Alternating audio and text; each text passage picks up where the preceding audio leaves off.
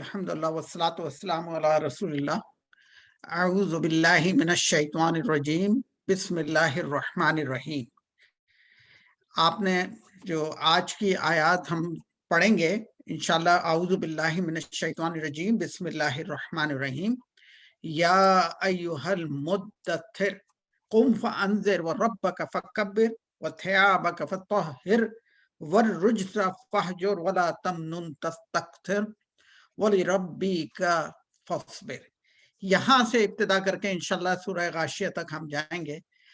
तो इन सारी बातों से पहले मैं आपके सामने चंद बातें रखना चाहता हूँ प्यारे भाइयों। अब हम हमारा जो ये सफर शुरू हुआ था कुरान मजीद का, अब ये जैसे कि असद फखरुद्दीन भाई ने हमारे सामने रखा, अब ये अपने इख्तिताम को पहुंच रहा है। अल्हम्दुलिल्लाह हमने 30 दिन या 29 दिन कम अज कम हमने कुरान के साए में गुजारे और इससे फैज हासिल किया, अपनी लिए जिंदगी की राह मुतय्यन की, इसकी दावत को समझा। अब हम जिस हिस्से में पहुंच चुके हैं, कुरान मजीद इब्तिदा से सूरह फातिहा से इंसान की दुआ इब्तिदा से कि अल्लाह ताला हमें हिदायत का रास्ता अता फरमाइए, अल्लाह सुब्हानहू ताला ने पूरा कुरान मजीद हमें दिया। अब हम उसके इख्तिताम पे पहुंच गए।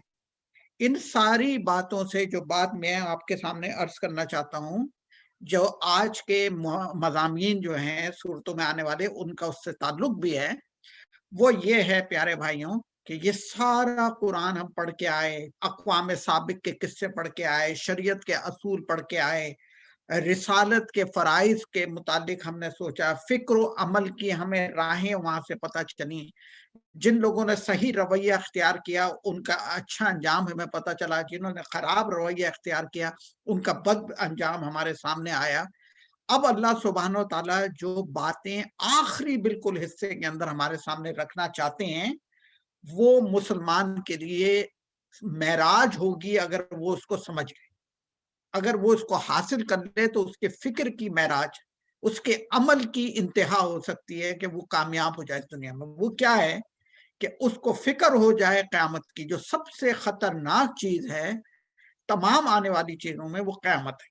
तो अल्लाह सुब्हानहू ताला ने क़यामत का जो जिक्र शुरू किया है वो 28वीं पारे से लेके और 30वें पारे के इख्तिताम तक क़यामत, आखिरत, रिसालत, तौहीद, ये 4 मोटे-मोटे मज़ामीन हैं जो आखिरी सिपारों के अंदर, ये कम से कम जो 2 ढाई सिपारे हैं इनमें तो बेइंतहा तरीके से यही आए। इससे मुराद क्या है कि जब पूरा इंसान कुरान मजीद पढ़ के आ जाता है तो उसको ये फिक्र उसके ज़हन में रासिख हो जानी चाहिए कि मैं क़यामत की सख्तियों से बच जाऊं, मैं आखिरत में कामयाब हो जाऊं। और आखिरत में कामयाबी की जो चाबी है वो कुरान मजीद है, और कुरान मजीद की जो दावत है वो तौहीद है कि अल्लाह अल्लाह सुब्हानहू ताला की ज़ात से इंसान जुड़ जाए। वो मालिक और खालिक और कायनात जो है, जिसने इंसान को तख्लीक किया, जिसने उसके हिदायत का सामान किया, उससे अपना ताल्लुक जोड़ ले, नतीजतन वो उन लोगों में शामिल हो जाए जो कामयाब हों। ये वो सारी चीजें। और इख्तिताम जो होगा इसका वो 2 सूरतों के ऊपर होगा कि जिसके अंदर इंसान पनाह मांगेगा, अल्लाह सुब्हानहू ताला से कहेगा कि हमें पनाह अता फरमाइए शैतान मरदूद से, कि वो हमारे दिलों में वसवसे डाले, हमें फिक्र व अमल की गलत राहों पे ले जाए। ये सारी चीजों का अब हमारे सामने कंक्लूजन पे हम पहुंचने वाले हैं, और कल इंशाल्लाह जो आपके सामने गुफ्तगू आएगी उसके अंदर जो कुरान का जो बुनियादी मकसद है जिसके लिए नाजिल फरमाया गया, वो इंशाल्लाह उसके ऊपर बात होगी।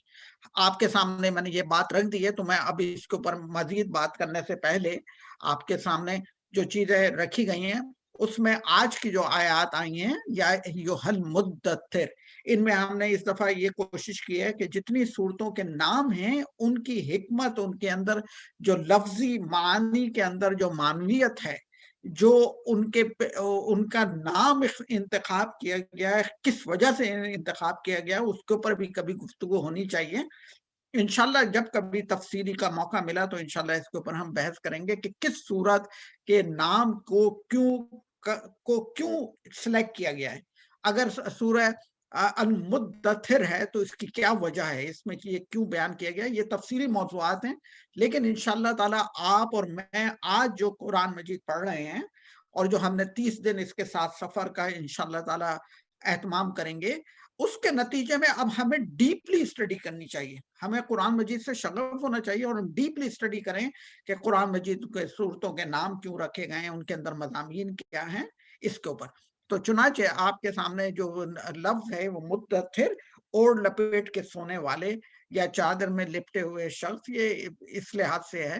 اس کے اندر جو چیز آپ کے اور میرے سامنے آئی ہے، ہمیں یہ پتہ چلتا ہے کہ سورہ علق، اقرأ بسم ربک الذی خلق، خلق الانسان من علق، یہ جو سورت تھی وہ پہلی 5 آیات جب اس کے بعد نازل ہوئیں، ان کے بعد جو متصل یعنی کوئی سمجھ لیجئے کہ کوئی 3 سے 4 مہینے بعد جو آیات نازل ہوئیں وہ اس سورہ کی آیات ہیں. یہ ترتیب ہے نزول کی.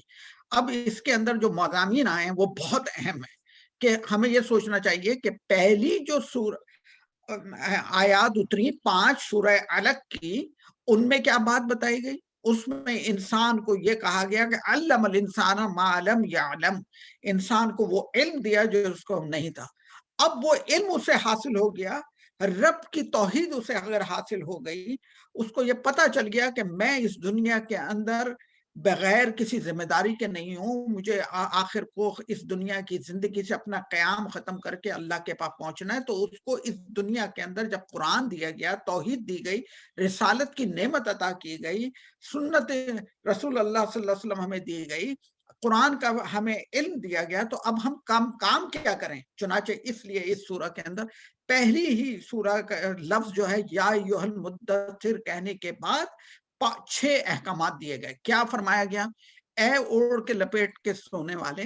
مراد یہ ہے کہ آپ کے لیے ہے اور میرے لیے ہے. یہ نبی صلی اللہ علیہ وسلم کو خطاب تو اول تھا، اصل میں خطاب مجھے اور آپ کو ہے کہ آپ لمبی ٹانگیں کر کے نہ سوتے رہیے گا، اور لپیٹ کے نہ سو جائیے گا. یہ دنیا سونے کے لیے، آرام کرنے کے لیے، تعیشات جمع کرنے کے لیے، بڑے بڑے گھر بنانے کے لیے نہیں ہے. اس جگہ پہ کسی کام سے تمہیں بھیجا گیا ہے اور تمہارا نامہ اعمال تیار ہو رہا ہے اور اس کے بنیاد کے اوپر تمہارے ساتھ معاملہ کیا جائے گا. تو اللہ سبحانہ وتعالیٰ نے بندوں کو پہلی ہی سورہ کے دوسری وحی کے اندر احکامات دے دیے کہ کام کیا کرنا ہے، اور وہ یہ ہے قم فانذر، کھڑے ہوئیے اور لوگوں کو متنبہ کر دیجئے، وہ رب کا فکبر، اور اپنی رب کی کبریائی کا اعلان کر دیجئے. جتنے بھی لوگ ہیں جنہوں نے اپنی بڑی بڑائیاں دنیا کے اندر بنا رکھی ہیں، ان کو مٹا کے اپنے رب واحد لا شریک کی بڑائی کو قائم کر دو. یہ کام ہے پیارے بھائیوں. آج اس قرآن کے مطالعے کے بعد میں اور آپ اپنی زندگی کا جائزہ لیں.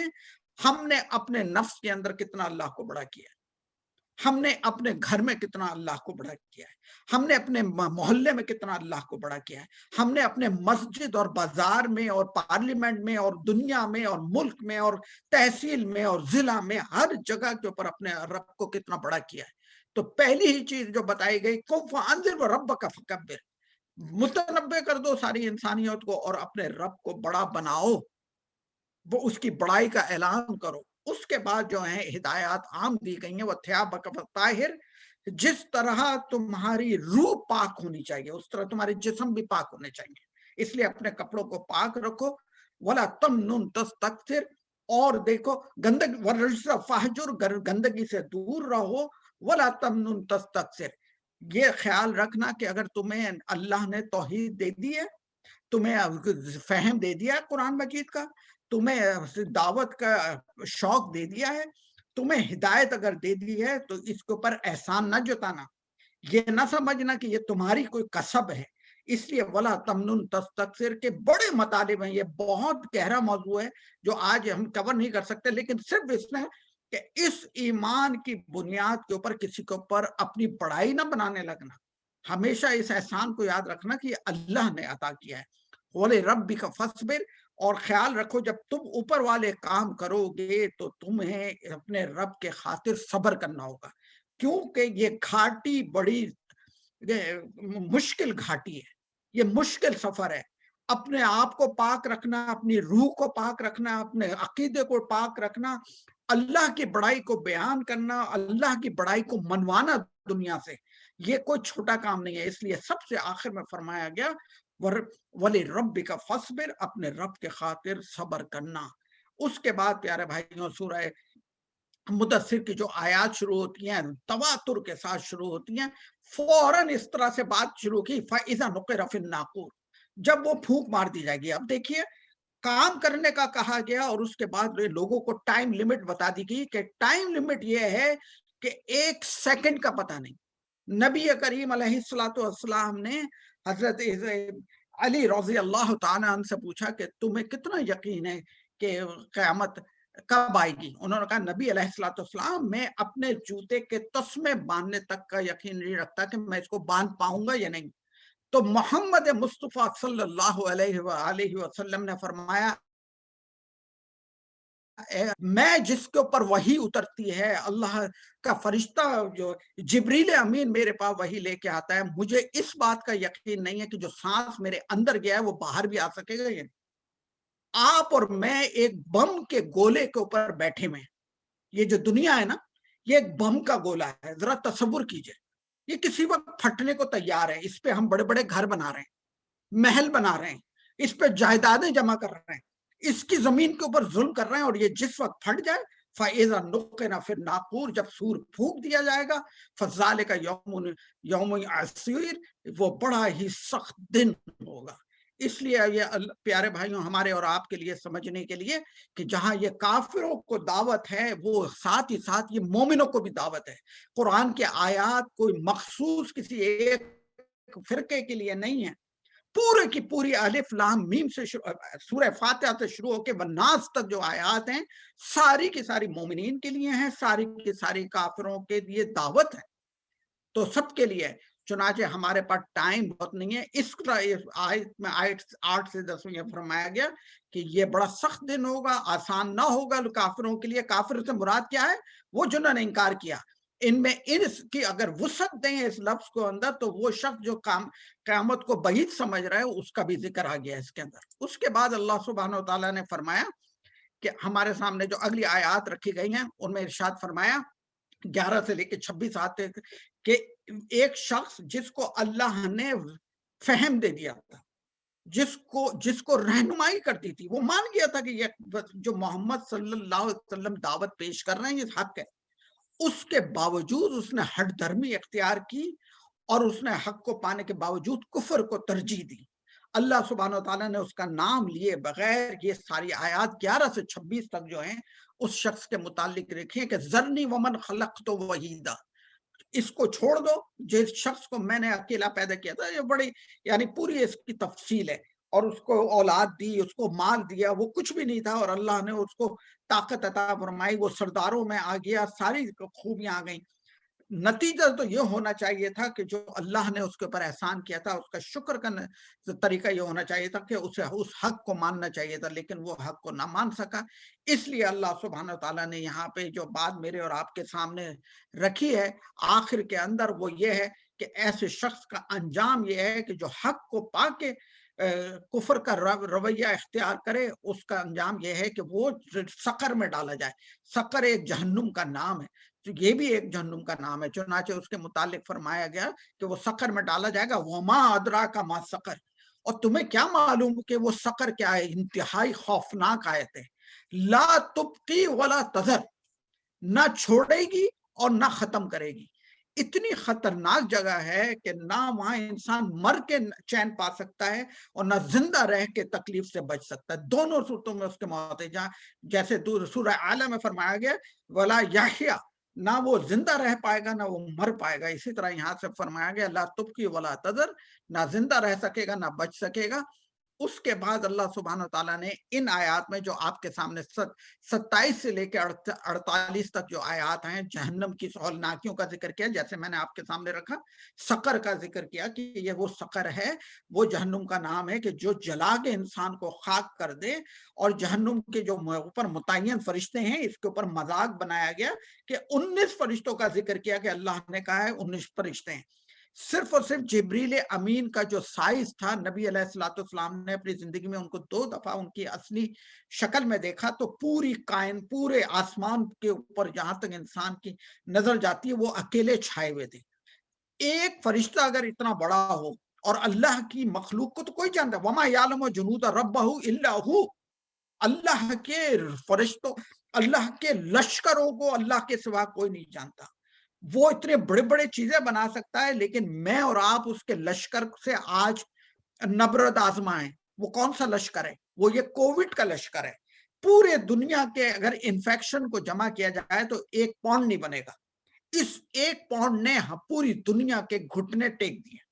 اتنی اللہ کے لشکروں کو کوئی نہیں جانتا ہے.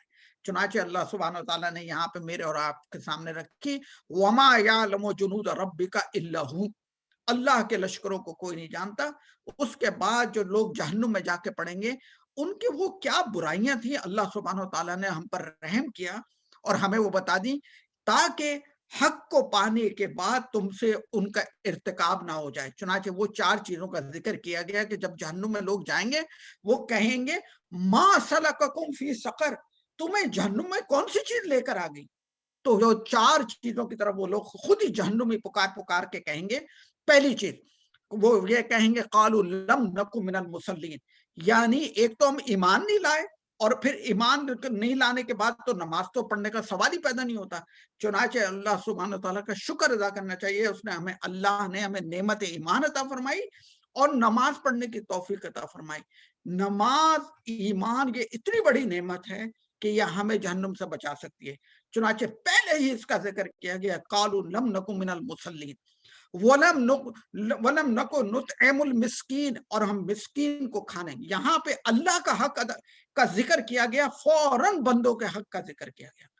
اللہ کی کبریائی، اللہ کے احسان کو مانو، اللہ کے آگے جھک جاؤ اور اس کے بعد غریب مسکین کو کھانا کھلاتے رہو. ذرا ہمارے دین کا مزاج سمجھنے کی ضرورت ہے. وَكُنَّا نَخُوضُ مَعَ الْخَائِضِينَ، اور جو لوگ حق کے متعلق شک میں پڑے ہوئے تھے ہم ان کی باتوں میں ہاں ملا دیا کرتے تھے. آج بھی ہو رہا ہے. ہم دیکھتے ہیں کہ کون سا آدمی مضبوط ہے، کون سا بڑی چرب زبان استعمال کرنے والا ہے، جو اس بات کہتا ہے ہم اس کی ہاں میں ہاں ملا دیتے ہیں. چنانچہ ہمارے لیے ایک یہ بھی سمجھنے کی بات ہے، حق ہے، وہ طالب نہیں ہے آپ کے ماننے کا یا کسی کے انکار کرنے کا. ہمیں ہمیشہ حق کے ساتھ کھڑا ہونا چاہیے. اور آخری جو چیز تھی وَكُنَّا نُكَذِّبُ بِيَوْمِ الدِّينِ، اور ہم جو روز قیامت کا انکار کرنے والے تھے. یہ 4 چیزیں ان جہنمیوں کا ذکر کیا گیا کہ یہ جا کے جو سقر میں پڑیں گے ان کی یہ 4 برائیاں تھیں. تو اللہ سے پناہ مانگنی چاہیے کہ اللہ تعالیٰ ہم سے ایمان نہ چھین لیجیے گا، اور ہمیں ہمیشہ نماز کے اوپر قائم رکھیے گا، غریب مسکین کی کام مدد کرنے کی توفیق عطا فرمائیے گا. اور پھر بات اللہ سبحانہ وتعالیٰ نے یہاں پہ یہ بھی فرمائی کلو نفس بما کسبت رہینا. خیال رکھیے گا یہ جو آج آپ اس میں ہمارے ساتھ جو ٹائم گزار رہے ہیں، یہ ٹائم آپ کا کسب ہے، یہ کمائی کی آپ نے، یہ جو نیکی کی آپ نے، کرنسی جمع کی، یہ کام آئے گی. فرمایا اللہ سبحانہ وتعالیٰ کلو نفس بما کسبت رہینا، اپنے نیک اعمال اپنے بد اعمال کے بدلے میں وہ رہن ہے. نیک اعمال ہے چھٹا لے گی اپنے آپ کو، بد اعمال ہے وہ اس کی کمائی کسی کام نہیں آئے گی اور اس کو جہنم میں ڈلوا دے گی. اس لیے یہاں پہ یہ ذکر کیا گیا. اس کے بعد آیت نمبر 49 سے 53 جو ہے اس کے اندر میں بالکل چھوٹی سی بس آپ کے سامنے رکھنا چاہتا ہوں کہ جو کفر کی وجوہات ہیں ان میں انہوں نے جو سب سے بڑی بات رکھی تھی فَمَا لَهُمْ عَنِ تَذْكِرَةِ مُعْرِضِينَ، یہ ان کو کس چیز سے آخر وہ چیز روکتی ہے؟ وہ صرف اور صرف یہ ہے کہ وہ حق کو پانا نہیں چاہتے. حق کی بات سنتے ہیں تو کان میں اپنے گنگنیاں ڈال دیتے ہیں، کان بند کر لیتے ہیں. اس وجہ سے کہ آخرت سے بے خوفی ہے، دنیا کی محبت کے اندر وہ گرفتار ہیں. اس لیے اللہ سبحانہ تعالیٰ نے کہا کلا بل لا یخافون الآخرہ، وہ آخرت کا خوف نہیں رکھتے، اس وجہ سے وہ ایمان کے نزدیک نہیں ہیں. اور اس کے بعد اللہ سبحانہ تعالیٰ نے کہا قرآن سے بے اعتنائی کرنا، یعنی کلا انہ تذکرہ، یہ نصیحت ہے. اس کو جو نہ سنے گا وہ اس سے بے اعتنائی کرے گا، وہ اسی گروہ میں شامل ہو جائے گا. چنانچہ قرآن کی کوئی بات ہمارے سامنے آ جائے ہم اپنا سر جھکا دیں. اور آخر میں اللہ سبحانہ وتعالیٰ نے فرمایا کہ وما یذکرون الا ان یشاء اللہ، اس سے کون فائدہ اٹھا سکتا ہے؟ اس تذکیر سے کس کو فائدہ ہو سکتا ہے؟ صرف اس کو جس کو اللہ چاہے. تو خیال رکھیے گا کہ یہ کسب ہی نہیں ہے ایمان. صرف یہ ضرور ہے کہ انسان ایمان میں درجہ بلند کر سکتا ہے، لیکن اللہ کی اس عنایت کو ہمیشہ یاد رکھنا چاہیے کہ اللہ نے ہمارے اوپر احسان کیا. اس کے بعد ہمارے سامنے دوسری جو سورہ آ رہی ہے سورہ قیامہ آ رہی ہے، بڑی خوبصورت شاندار سورہ ہے، اور اس کے جو مضامین ہیں اس میں انشاءاللہ تعالیٰ بات کرتے ہیں۔ اس کے اندر 3 موضوعات ہیں، قیامت ہے، قیامت پہ شبہات جو ہیں لوگ جو ڈالتے تھے کفار، ان کا بڑا مدلل جواب دیا گیا ہے، اور وہی سے متعلق نبی علیہ الصلوۃ والسلام کو ہدایت دی گئی، جہاں پہ آیت آئے گی لا تحرک بہ لسانک لتعجل بہ ان علینا جمع و قرآن، وہاں والی وہ ہدایات نبی علیہ الصلوۃ والسلام کے متعلق ہیں۔ تو چنانچہ اس میں ایک تو اللہ سبحانہ و تعالیٰ نے جو ابتدا کی ہے وہ قیامت کے ذکر سے کی ہے، اور فرمایا گیا کہ ہر شخص کے اندر ہم نے نفس لوامہ رکھ دیا۔ 3 طرح کے نفس ہیں، نفس امارہ، نفس لوامہ، نفس مطمئنہ۔ یہاں پہ نفس لوامہ کا ذکر کیا کہ ملامت کرنے والا نفس انسان کو تو بہرحال یہ بتاتا رہتا ہے کہ کوئی نہ کوئی آخرت ہونی چاہیے جس میں جا کے انسان کو اس کے اعمال کا نتیجہ ملے۔ اس کے بعد اللہ سبحانہ تعالیٰ نے انسان کی اس چیز کے اوپر کہ وہ کہتا ہے کہ یسلو پوچھتا ہے اللہ سے کہ یحسب الانسان لن نجمع عظامہ، کہ وہ ہم نے انسان کو بنایا، کائنات کو بنایا، پوری دنیا کو بنایا، اور ہمارے اپنے متعلق یہ خیال کرتا ہے کہ میری ہڈیوں کو کون جمع کرے گا؟ چنانچہ اس کی طرف جواب دے کے اللہ سبحانہ تعالیٰ نے بتایا کہ سنجیدگی کا جو عدم سنجیدگی کا ان کا یہ عالم ہے کہ پوچھتے ہیں یسألو ایانا یوم القیامہ، کہ وہ قیامت جس کا آپ ذکر کرتے ہیں محمد صلی اللہ علیہ وسلم ہمیں ڈراتے رہتے ہیں وہ کب آئے گی۔ یہ ایک سوال جو ہے یہ طالب علم جو نصیحت حاصل کرنا چاہتا ہے اس کے مزاج سے نہیں بلکہ مذاق ہونے کے لیے تھا، تو اللہ سبحانہ تعالیٰ نے اس کا جواب دیا فَإِذَا بَرِقَ الْبَصَرُ، قیامت کا جب آئے گا موقع تو نگاہیں پھٹی کی پھٹی رہ جائیں گی۔ یعنی یہ وہ چیز ہے پیارے بھائیوں، یہاں پہ رک کے ہمیں سمجھنا چاہیے کہ نبی علیہ الصلوۃ والسلام نے کہا میں پناہ مانگتا ہوں قیامت سے، قرب قیامت سے، کہ سب سے خطرناک ٹائم ہوگا، سب سے برا ٹائم ہوگا۔ چنانچہ یہ والی بات بتانے کے بعد اللہ سبحانہ وتعالی نے کہا کہ یُنَبَّأُ الْإِنسَانُ بِمَا قَدَّمَ یومئذ بِمَا قَدَّمَ وَأَخَّرَ، روز قیامت میں انسان کو اس کے اگلے اور پچھلے تمام اعمال بتا دیے جائیں گے۔ اس کے بعد انسان کہے گا کہ وہ معذرتیں پیش کرے گا، تو وہاں پہ اللہ سبحانہ وتعالی کا وَلَوْ أَلْقَى مَعَاذِيرَ، چاہے کتنی معذرتیں پیش کرے، انسان کا جو نفس لوامہ ہے وہ اس کو پکار پکار کے کہتا ہے کہ کہیں نہ کہیں حساب کتاب ہونا چاہیے۔ یہ والی کہنے کے بعد جو ہمارے سامنے حصہ آ رہا ہے سورہ قیامہ کے اندر، وہ نبی علیہ الصلوۃ والسلام کے متعلق ہے کہ جب آپ نبی علیہ الصلوۃ والسلام جلدی جلدی یاد کیا کرتے تھے، اس سے یہ پتہ چلا کہ یہ سورہ ابتدائی سورہ ہے، لا تحرک بہ لسانک لتعجل بہ، ہیں ہم یہ آپ کو نبی صلی اللہ علیہ وسلم انشاءاللہ تعالیٰ یہ قرآن محفوظ کر دیں گے۔ اس سے ہمیں یہ پتہ چلا، ہم قرآن پڑھنے والوں کو یہ پتہ چلا کہ اللہ سبحانہ وتعالیٰ نے اس قرآن کے جمع کرنے کی، اس کو نبی صلی اللہ علیہ وسلم کے قلب مطہر کے اوپر پورا پہنچانے کی خود ذمہ داری لی ہے۔ اس لیے آپ کو تلقین تو آپ کو کی گئی ہے، لیکن میرے اور آپ کے لیے اطمینان عطا کر دیا اللہ نے ایک آیات لکھ کے، آپ فکر نہ کریں، ہم اس کے حفاظت کی ہم ذمہ داری لیتے ہیں۔ ان علینا جمع قرآن فاذا قرانہ فاتبع قرآن، یہ میرے اور آپ کے لیے کہ جب قرآن پڑھا جایا کرے تو اس کی اتباع کرو، پیچھے پیچھے چلو، دیکھ لیجئے کہ ہم زندگی میں پیچھے چل رہے ہیں یا آگے چل رہے ہیں۔ ثم ان علینا بیانہ، اس کے بعد جو اگلی آیات ہیں 20 سے 30، اللہ سبحانہ وتعالیٰ نے وہ دلیل دی ہے جس کی بنیاد کے اوپر لوگ آخرت کو نہیں مانتے۔ کیوں؟ کلا بل تحبون العاجلہ، پہلی چیز کہ وہ انہیں جلدی سے جو چیز ملتی ہے، وہ ذرا سی زندگی ہے، اس کی آسائشوں کے خاطر وہ آخرت کو بھلا دیتے ہیں۔ وہ تذرون الآخرہ، اور آخرت کو چھوڑ دیتے ہیں۔ 2 وجوہات ہیں اسلام کو نہ ماننے کی، جو آج ہمارے ہاں کافر ہیں، غیر مسلمین ہیں، خود مسلمانوں میں جو حق کے قریب نہیں آتے، اس کی وجہ یہ ہے کہ وہ اپنی زندگی کی خوشیاں نہیں چھوڑنا چاہتے، وہ اللہ کے تابع نہیں آنا چاہتے، وہ نماز اور روزہ قائم نہیں کرنا چاہتے، وہ اپنے اوپر حرام و حلال کی وہ قیود قائم نہیں کرنا چاہتے، اس لیے انہیں کلا بل تحبون العاجلہ، انہیں وہ جو دنیا کی نعمتیں ہیں وہ پسند ہیں، اور اسی کی وجہ سے ہے کہ وہ آخرت کے انکاری ہو جاتے ہیں۔ اللہ سبحانہ وتعالیٰ نے ان آیات کے اندر اس کا ذکر کیا۔ اس کے بعد موت کی سختی کا ذکر ہے، یہ آگے میں تفصیل نہیں بتا سکتا، لیکن آپ کے سامنے کلا اذا بلغت التراقی وقیل من راق، پھر پھونکنے والے کو بلاؤ، کسی طرح سے اس کی جان نکل جائے، اس وقت کسی کے سامنے کوئی فائدہ نہیں دے گا۔ والتفت الساق بالساق، جب پنڈلی سے پنڈلی جوڑ دی جائے گی، یہ سختی کا ذکر کیا گیا یہاں۔ اور پھر 20 سے 30 آیات کے اندر جو دوسری بات نبی صلی اللہ علیہ وسلم کے متعلق فرمائی گئی کہ جب یہاں پہ آپ نبی صلی اللہ علیہ وسلم کا یہ طریقہ ہمیں ملا کہ یہ وہ سورہ ہے کہ جب آپ اس کو پڑھ لیتے تھے الیس ذالک بقادر علی ان یحیی الموتى، تو نبی علیہ الصلوۃ والسلام اس کا جواب دیتے تھے۔ یہ آپ کے ہمیں حدیث سے ملتا ہے کہ سبحانک اللہم فبلا، اے اللہ سبحانہ و تعالیٰ پاک ہے آپ کی ذات، ہم کیسے نہیں یہ بات مانیں گے کہ آپ قادر ہیں مردے کو زندہ کرنے کے۔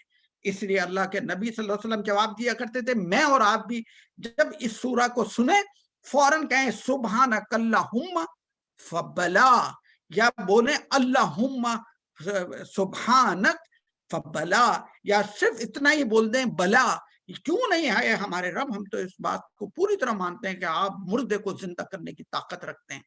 اس کے بعد پیارے بھائیوں میرے اور آپ کے سامنے جو دوسری سورہ دہر ہے، جس میں دہر کا مطلب زمانہ ہے، اس میں انسان کی حقیقت بتائی گئی ہے، شکر و کفر کا ذکر کیا گیا ہے، اور نیکوکاروں کی نعمتوں کا ذکر ہے، اور وہاں پہ ہی صبر کی تلقین کی گئی ہے، اور انسان کو اس کی حقیقت بیان کرتے ہوئے یہ کہا گیا ذرا انسان اپنی طرف دیکھے کہ کس چیز سے بنایا گیا ہے۔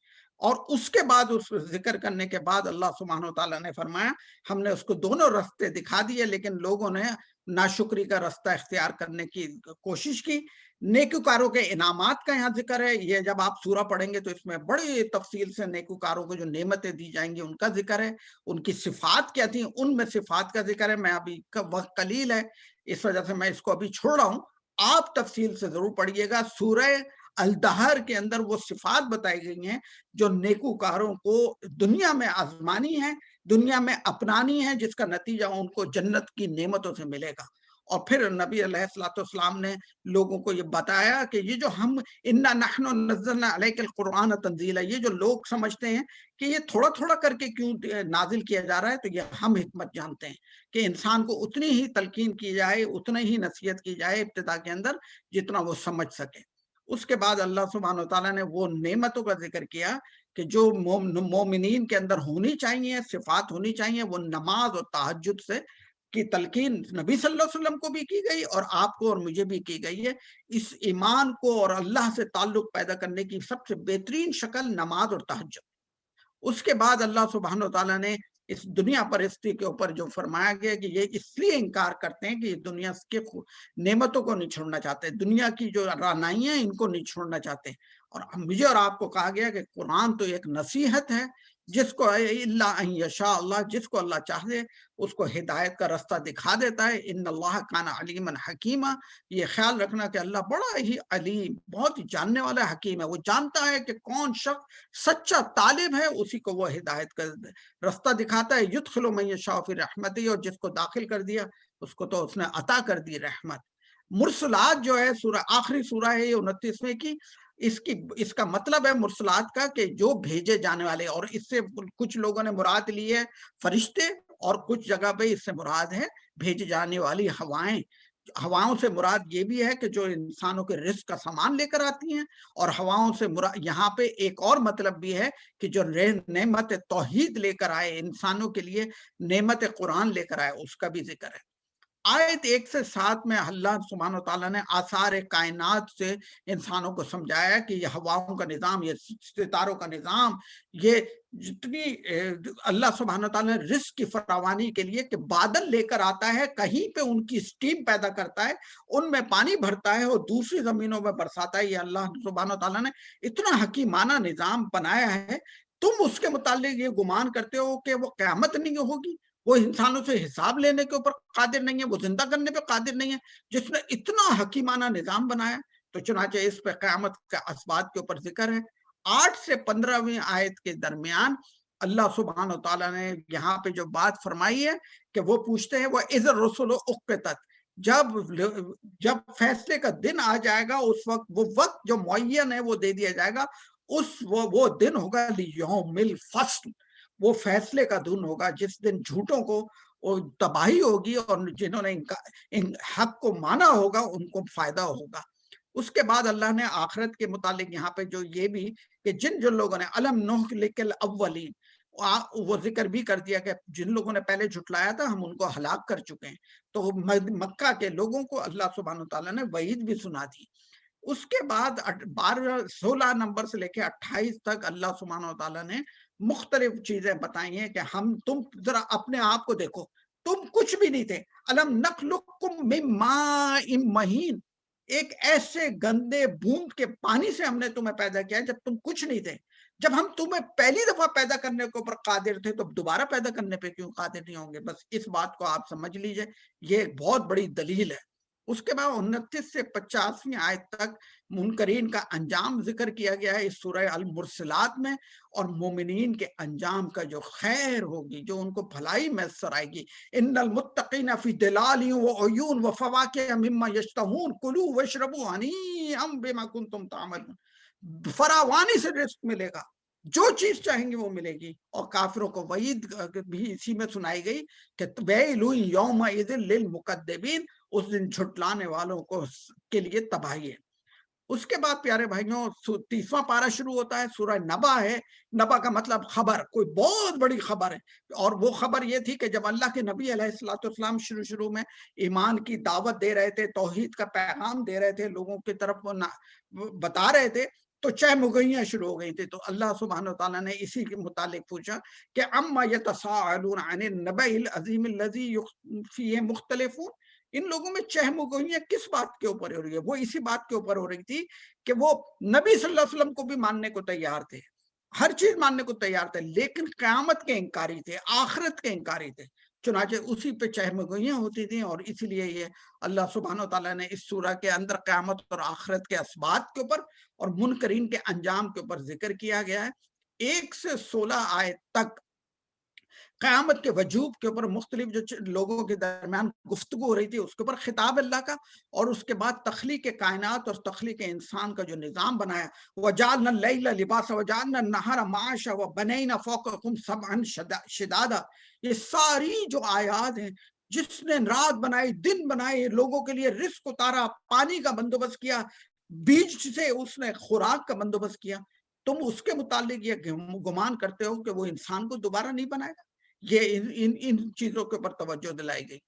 اس کے بعد 17 نمبر سے 23 نمبر تک آیات جو ہے سورہ نبا کی، اس میں اللہ سبحانہ وتعالیٰ نے فرما دیا ان یوم الفصل کان میقاتا، مقرر ہے جس دن قیامت کا دن مقرر ہے، وہ آ کے رہے گی، اس دن سب کو پتہ چل جائے گا۔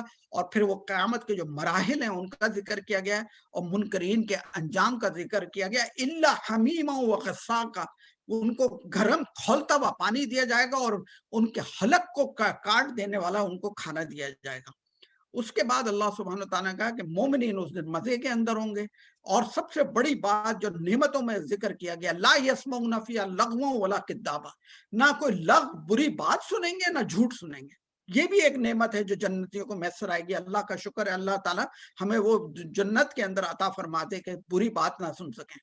اس کے بعد اللہ سبحانہ وتعالیٰ نے عدالت کا جو منظر ہے وہ پیش کیا گیا کہ اللہ کے ہاں کسی کا زور نہیں چلتا ہے کہ لا یملکون منہ خطابا، کہ کوئی پیر صاحب ہیں، کوئی بزرگ ہیں، اور وہ کسی اپنے جو مرید ہیں ان کو بچا کے لے جائیں گے۔ اللہ کے ہاں کوئی کسی کو نہیں بچا سکتا، جو اس کے ہاں تو وہی بچے گا۔ لا یتکلمون الا من اذن اللہ الرحمن وقال صوابا، جس کو اللہ اجازت دیں گے وہ بول سکے گا۔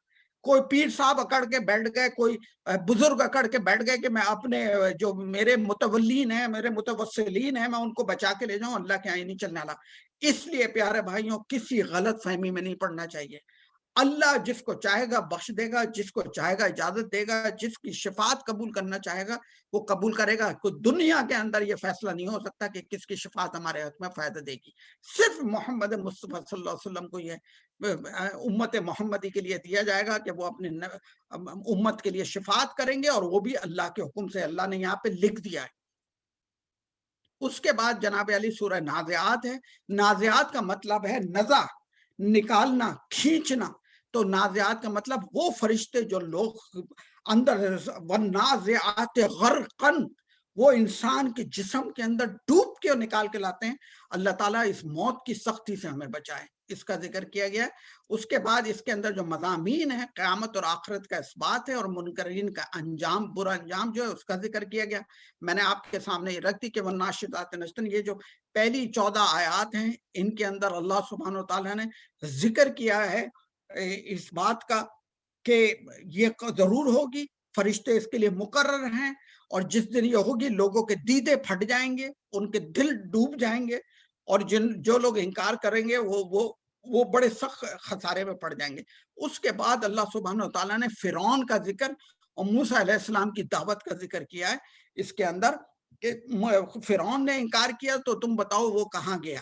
اے مکہ والے، اگر تم انکار کر رہے ہو فرعون کی طاقت کے مقابلے میں تمہاری طاقت کچھ بھی نہیں ہے، تو تمہارا بھی انجام وہی ہوگا۔ چنانچہ یہ والی بات بتا کے اس کے بعد اللہ سبحانہ وتعالیٰ نے جو دوسرا حصہ ہے اس کا 27 سے 33 کا حصہ، اس کے اندر اللہ سبحانہ وتعالیٰ نے ساری اپنی طاقت اور قدرت اور بڑے بڑے لوگوں کو جو تباہ و برباد کیا، اس کے بعد کہا انتم اشد خلقا ام السماء بنا، تمہاری تخلیق مشکل تھی یا پورے آسمان اس دنیا کی تخلیق مشکل تھی؟ جو آسمان بنایا اس کی کس چیز کو مشکل تھی؟ ہم تو 4 فٹ 5 فٹ 10 فٹ 6 فٹ کا انسان جو ہے وہ بنانا مشکل ہے، یا اتنی بڑی کائنات؟ چنانچہ اس کی طرف اللہ سبحانہ وتعالیٰ نے توجہ دلائی۔ 34 سے لے کے 46 تک اللہ سبحانہ وتعالیٰ نے کہا یہ قیامت جو ہے ایک ہنگامہ عظیم ہوگا۔ فَإِذَا جَاءَتِ الطَّامَّةُ الْكُبْرَىٰ، فتنہ عظیم، ہنگامہ عظیم ہوگا۔ اللہ تعالیٰ اس وقت سے ہم سب کو بچائے۔ اللہ کے نبی نے پناہ مانگی، میں بھی پناہ مانگتا ہوں، آپ بھی پناہ مانگیں۔ اس دن نیکی اور بدی کا جو انجام ہے، جب قیامت قائم ہو جائے گی تو آخرت قائم ہوگی، نیکوؤں کو ان کی بدلہ ملے گا اور بدی کا انجام لوگ دیکھیں گے۔ رسول اللہ صلی اللہ علیہ وسلم کو ہدایت دی گئی کہ آپ کا کام ہے کہ الہ ربک منتہاہا، آپ سے یہ پوچھتے ہیں کب قیامت آئے گی، آپ چھوڑ دیں ان کو۔ فیما انت من ذکرہ، آپ کو کوئی ضرورت نہیں ہے کہ بتائیں کہ قیامت کب آئے گی، آپ اس کی صرف نشانیاں بتا دیں، یہ اللہ کو پتا ہے کہ کب آئے گی، اس کا علم اسی کے پاس ہے، بس آپ کو ہدایت دی۔ اس کے بعد سورہ عبسہ ہے۔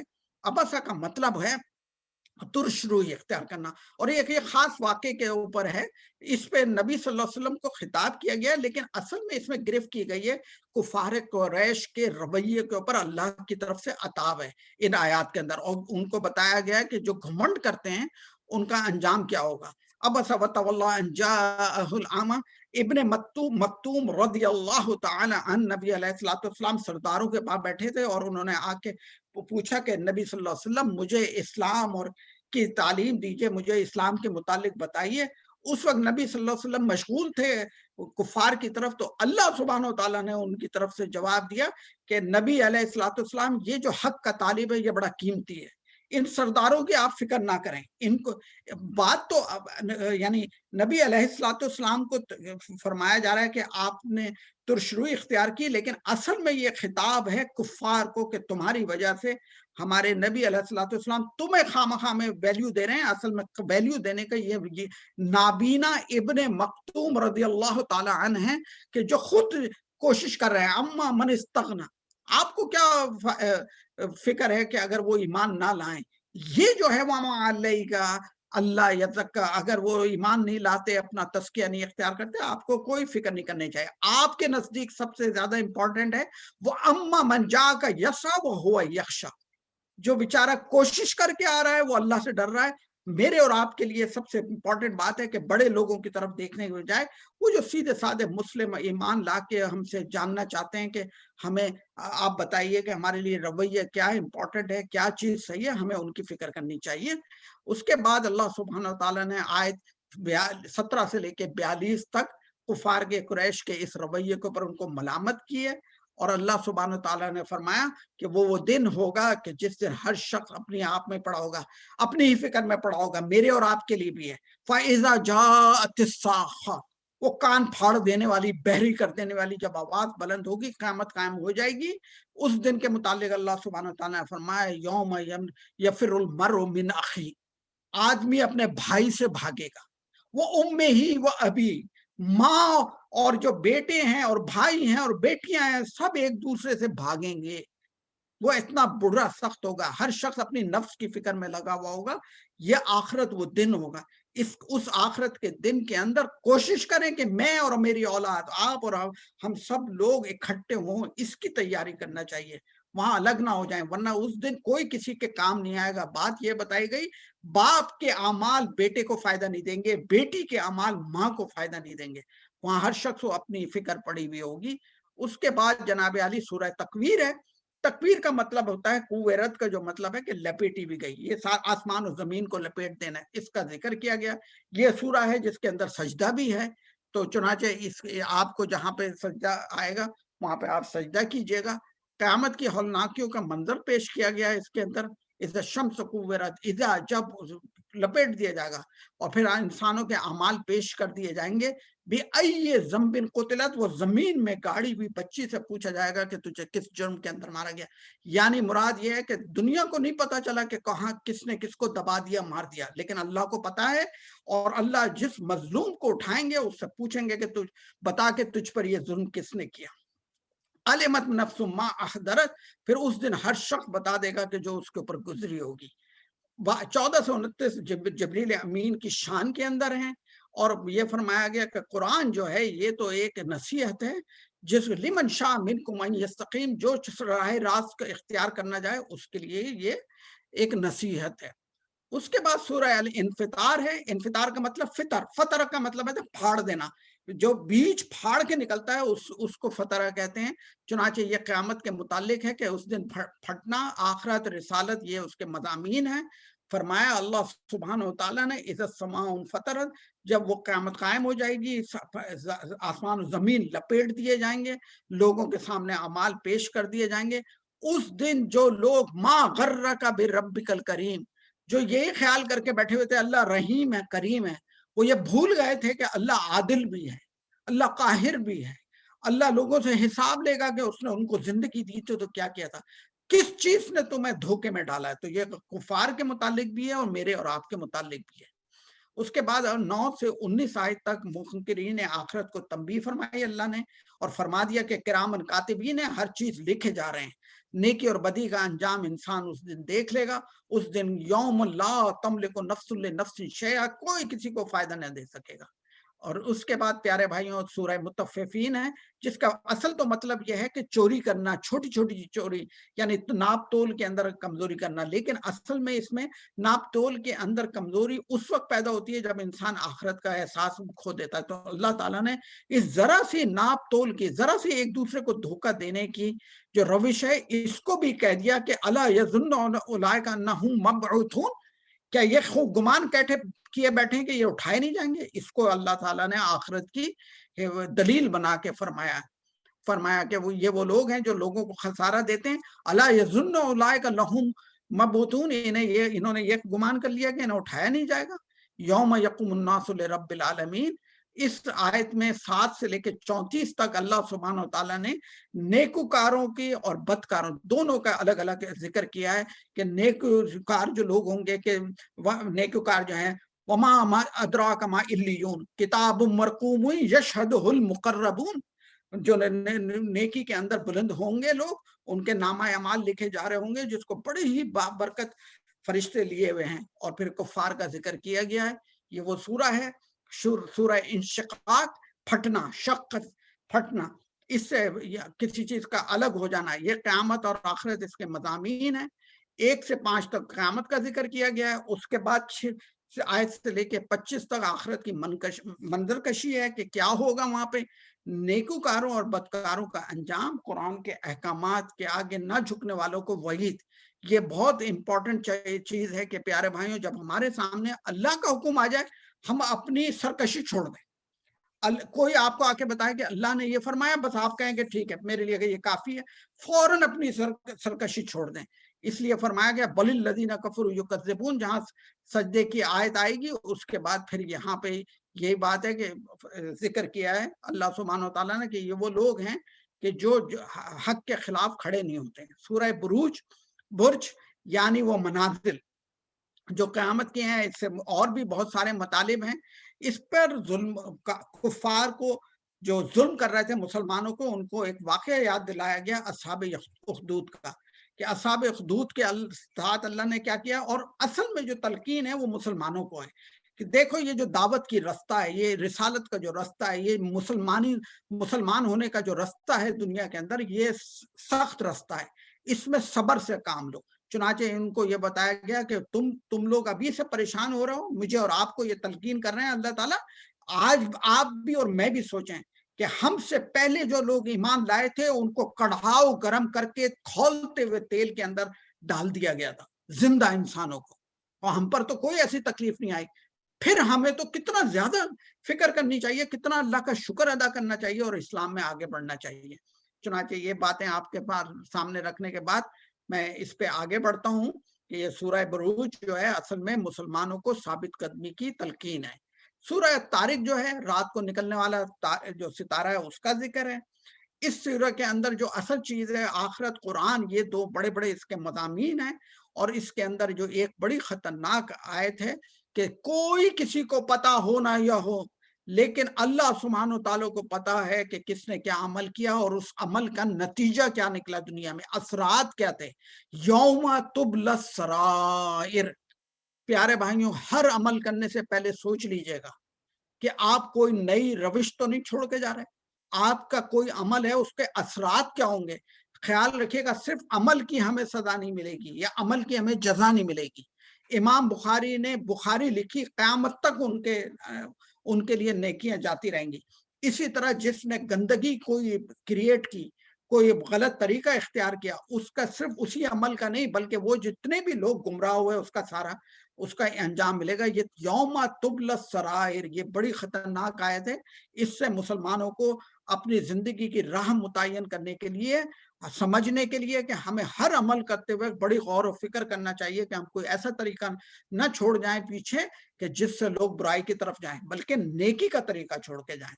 اور اس کے متعلق اللہ نے فرمایا کہ ان کافروں کو متعلق فکر نہ کریں، دعوت کا اصول یہ ہے کہ جو حق ماننا چاہتا ہے اس کے سامنے رکھی جائے، جو اس سے اعراض برتتا ہے آپ بھی اس سے اعراض برت رہے ہیں۔ اور سورہ اعلیٰ اور یہ سورہ غاشیہ، دونوں صورتیں نبی علیہ السلام جمعے کے دن پڑھا کرتے تھے، عید کے دن پڑھا کرتے تھے، یہ دونوں بڑی اہم صورتیں ہیں۔ سورہ اعلیٰ جو ہے اس کا جو مضمون ہے وہ اس کے اندر جو بنیادی باتیں ہیں، توحید ہے، نبی صلی اللہ علیہ وسلم کو ہدایت اور آخرت، یہ تین مضامین ہیں۔ اور جو سورہ غاشیہ ہے اس کے اندر قیامت کی سختی ہے۔ تو دونوں کی جو ترتیب ہے وہ اس طرح سے ہے، دیکھیں آپ اس کو سمجھ لیجئے کہ اللہ سبحانہ وتعالیٰ نے فرمایا سبح اسم ربک الاعلی الذی خلق فسوی، اس سے بات شروع کی، توحید راسخ کرو، نبی علیہ السلام کو جو ہدایات دی گئی تھی اس کے اندر ان کو سمجھو، اور اس کے بعد آخرت کی فکر کرو۔ اور اس کے اندر جو اصل چیز ہے وہ یہ کہ قد افلح من تزکیٰ، وہ آدمی فلاح پا گیا جس نے اپنے نفس کا تزکیہ کر لیا، اس نے اپنے نفس کو صاف کیا، اور نفس کو صاف کرنے کے بعد جو پہلی چیز سے اس کو واسطہ پڑے گا وہ نماز پڑھے گا۔ وَذَكَرَ اسْمَ رَبِّهِ فَصَلَّى، تو خیال رکھیے گا نیک دکھائی دینا ضروری نہیں ہے، نیک بننا ضروری ہے، اور نیک بننے کو جو مدد دینے والی چیز ہے وہ نماز ہے۔ اس کے بعد سورہ غاشیہ، اور یہاں پہ ہمارا اختتام ہوتا ہے۔ غاشیہ کا مطلب آپ سب جانتے ہیں، غشہ، چھا جانے والی چیز۔ تو اسی کو بتایا کہ غفلت میں جو لوگ پڑے ہیں ان سے پوچھئے حل اتاک حدیث الغاشیہ، تمہیں خبر پہنچی ہے وہ جو چھا جانے والی مصیبت آنے والی ہے۔ اس کے بعد دو گروہوں کا ذکر کیا گیا ہے کہ وہ دونوں الگ الگ ہو جائیں گے، کسی کو تو بڑی نعمتیں میسر آئیں گی اور کسی کو بہت کھانے کو خراب چیزیں ملیں گی۔ اس کا ذکر کرنے والوں کے بعد اللہ سبحانہ وتعالیٰ نے جو حکمت ہمیں بتائی نیکوکاروں کے، یعنی دعوت کا کام کرنے والوں کے، وہ اصول یہ دیا کہ لست علیہم بمسیطر، آپ فذکر انما انت مذکر، آپ لوگوں کو نصیحت تو کیجئے لیکن آپ ان کے اوپر کوتوال نہیں ہے کہ ہاتھ پکڑ کے ان کو نیکی کے اوپر چلائیں۔ آپ کا کام ہے حکمت کے ساتھ، اچھے اسلوب کے اندر، پیارے طریقے سے لوگوں کو سمجھا دینا، اور اس کے بعد ان کا عمل ان کے اوپر چھوڑ دیا جائے، کیونکہ آیت کا جو آخری حصہ ہے اس میں اللہ نے فرما دیا ثم ان علینا حسابہم، آپ کی نصیحت سے کوئی پکڑتا ہے بات تو اس کو فائدہ دے گا، نہیں پکڑتا تو اللہ تعالیٰ اس کا خود ذمہ دار ہے۔ آج کی جو تمام صورتیں ہم نے پڑھی ہیں پیارے بھائیوں، اس میں 4 باتیں امپورٹنٹ ہیں، وہ میں آپ کے سامنے رکھ کے بات ختم کرتا ہوں۔ قیامت آنے والی ہے، قیامت پہلی منزل ہے، اس کے بعد دوسری منزل ہے آخرت جو سب سے خطرناک چیز ہے۔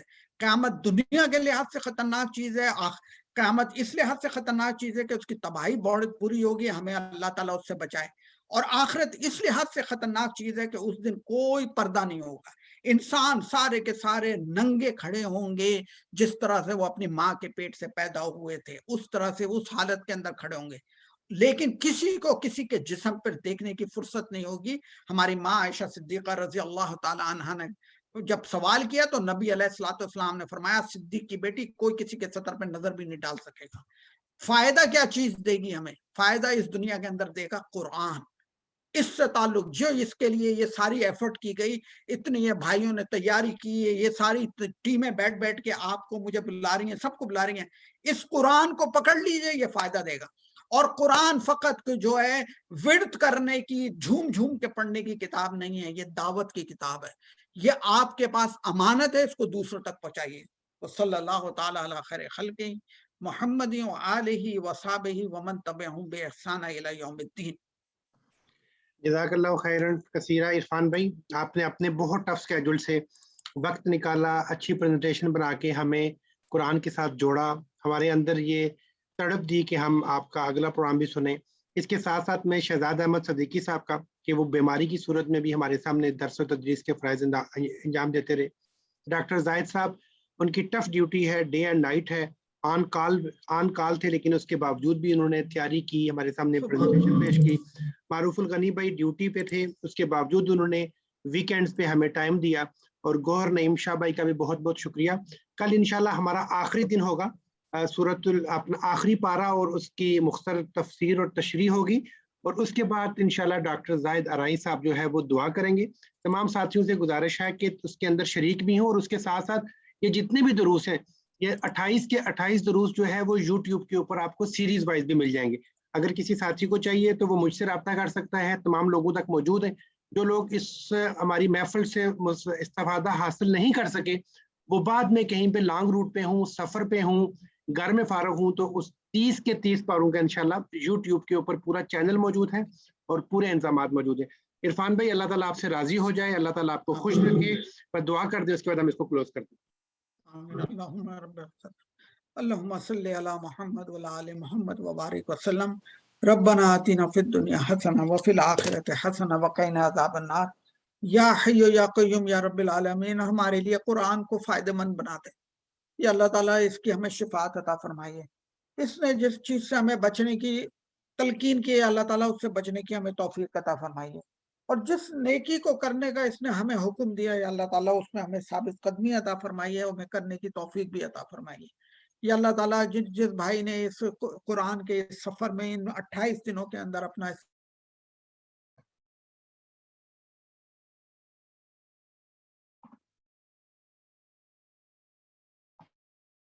عرفان بھی ان میوٹ کر لیں، میں نے سب لوگوں کو ان میوٹ کیا، پلیز 1 منٹ اپنے آپ کو ان میوٹ کر لیں۔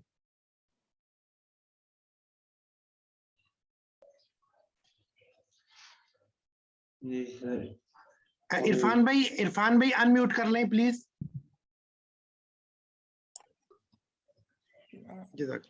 پہلے آپ کو آئی ہے دعا؟ جی جی جی جی بالکل آئی تھی، وہ میں نے سب کو الاؤ کیا کہ وہ آمین نہیں، کوئی بات نہیں، کوئی بات نہیں۔ تو میں صرف اتنی بات کہنا چاہتا تھا کہ ہم سے جو کوتاہیاں ہو گئی ہیں اللہ تعالیٰ رمضان میں، آپ ان سے درگزر فرمائیے، ہمیں معاف فرما دیجئے۔ ہم سے جو نیکیاں ہو گئی ہیں یا اللہ تعالیٰ ان کو قبول فرما لیجئے، ان میں برکت عطا فرمائیے۔ یا اللہ تعالیٰ ہمیں قرآن کی شفاعت عطا فرمائیے، محمد مصطفیٰ صلی اللہ علیہ وآلہ وسلم کے پیارے ہاتھوں سے، متبرک ہاتھوں سے، یا اللہ تعالیٰ حوض کوثر پہ جام کوثر عطا فرما دیجئے۔ سب سے بڑی کامیابی ہے، دنیا کی کوئی کامیابی نہ ملے یا اللہ تعالیٰ، لیکن اگر وہ کامیابی مل جائے تو ہمیں وہ عطا فرما دیجئے۔ یا اللہ تعالیٰ، ہماری دعا ہے کہ آپ ہمیں حوض کوثر پہ جمع کر لیجئے اور ہمارے سے ناراض نہ ہوئیے، نبی علیہ الصلوۃ والسلام کی شفاعت عطا فرمائیے، اور ہماری دعاؤں کو اللہ تعالیٰ قبول فرما لیجئے۔ جتنے بھائی بیمار ہیں اللہ تعالیٰ صحت کاملہ عاجلہ عطا فرمائیے، جو بھائی بے روزگار ہیں اللہ تعالیٰ ان کو برکتوں والا نیک رزق عطا فرمائیے، حلال رزق عطا فرمائیے۔ جو برسر روزگار ہیں یا اللہ تعالیٰ ان کی آمدنی میں برکت عطا فرمائیے۔ جو ہمارے بزرگ اس دنیا سے جا چکے ہیں یا اللہ تعالیٰ وہ اب تیرے رحمت کے طالب ہیں، ان کے اوپر رحم فرما دیجئے، ان کی قبروں میں نور عطا فرما دیجئے، ان کی قبروں کے اندر جنت کی کھڑکیاں کھول دیجئے، اور جو ابھی موت کا انتظار میں یا اللہ تعالیٰ ان کو کلمہ توحید عطا فرما دیجئے۔ یا اللہ کلمہ توحید عطا فرما دیجئے۔ آمین اللهم صل على محمد وعلى آل محمد وبارك وسلم صلی اللہ تعالی علی خیر خلق محمد وآلہ وصحبہ اجمعین. آمین. آمین جزاکم اللہ.